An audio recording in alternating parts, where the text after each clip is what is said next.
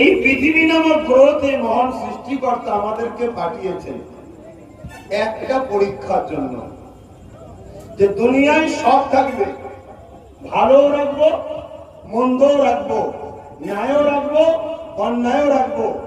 আমার বান্দা, তোমাকে আমি পরীক্ষা দিতে পাঠালাম। তুমি আমাকে যদি ভালোবাসো, এই পৃথিবীর নোংরা সবকিছু থাকার মধ্যে দিয়ে যে কোনো ভালো সে কোনোকে গ্রহণ করে আমার খুশির জন্য সব অন্যায়কে ছাড়তে পারো কিনা দেখব।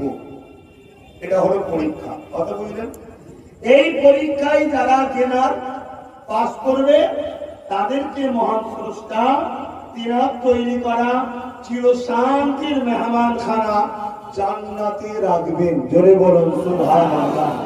আর যে মহান স্রষ্টার কথা ভুলে গিয়ে এই পৃথিবীতে অন্যায়, অত্যাচার, জুলুম, খুন, খারাপি, লুট, দাঙ্গা, ফাসাদ, ফিতনা, রেপ, মারপিট, নেশা এসবের মধ্যে আসক্ত হবে, মহান স্রষ্টা তাকে বলবে, সামান্য দুনিয়ার লোভ লালসা সামলাতে পারিসনি, আমার জান্নাতের মতো সুন্দর জায়গায় তুই যাবার উপযুক্ত নয়, তুই পরীক্ষায় ফেল করেছিস, যা জাহান্নামে শাস্তি। আমরা পরীক্ষা স্কুলে দিই না?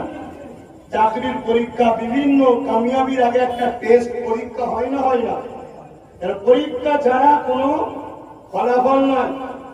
এখানেও অনেকে রেজাল্ট বেরোবার দিনে হাসে, অনেকে চোখের পানিতে ফেলে, অনেকে আবার আত্মহত্যাও করে ফেলে। কিন্তু ময়দানে মাশরে ওখানে আত্মহত্যার কোনো রাস্তাও নেই, আর ওখানে কেঁদেও কোনো সাহারা আর নেই। কেননা ওখানে আল্লাহ তার জন্য যেটা ফায়সালা করবে সেটাকে রদ করার কারো ক্ষমতা নেই। এখানে আল্লাহ ছাড় দিয়েছে, ছেড়ে দেয়নি।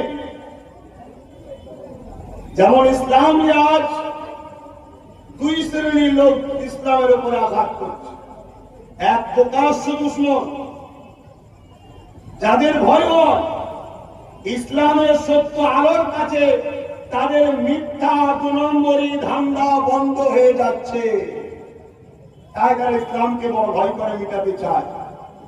দ্বিতীয় নম্বর হলো মুসলিম সুরাতে দাড়ি টুপির আড়ালে পীর যারা মুফতি মাওলানা মুসলমান দাবি করে ওই প্রকাশ্য দুশমনদের ডলার নিয়ে, অর্থ নিয়ে ইসলামের গোড়া কাটছে। এই 2 ধরনের দুশমন।